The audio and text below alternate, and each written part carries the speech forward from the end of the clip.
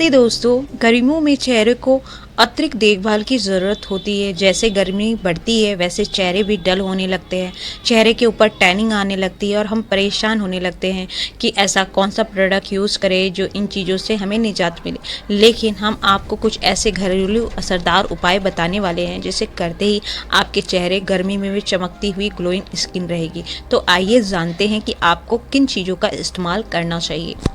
गर्मियों में धूप, धूल, मिट्टी, प्रदूषण और पसीनों की वजह से त्वचा खराब होने लगती है। गर्मी में मौसम में त्वचा और टैनिंग होने लगती है, स्किन काली नज़र आने लगती है और खूबसूरती कम होने लगती है।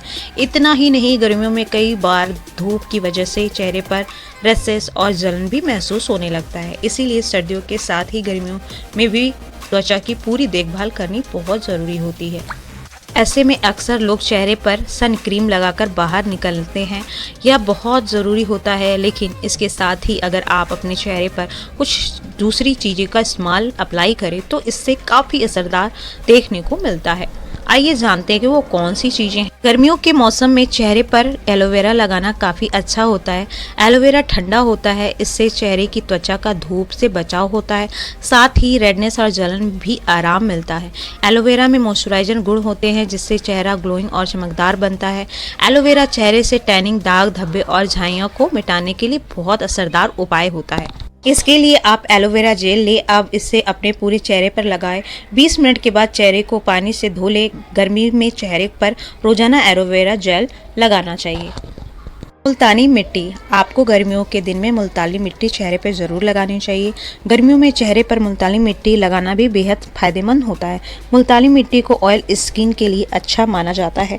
मुल्तानी मिट्टी भी चेहरे की त्वचा को ठंडा रखने में मदद करता है। साथ ही मुल्तानी मिट्टी चेहरे के मुहासे, दाग धब्बे और ब्लैकहेड को मिटाने में मदद करता है। इसके लिए आप 1-2 चम्मच मुल्तानी मिट्टी ले, इसमें गुलाब जल मिक्स करें और इसे पूरे चेहरे पर लगा लें।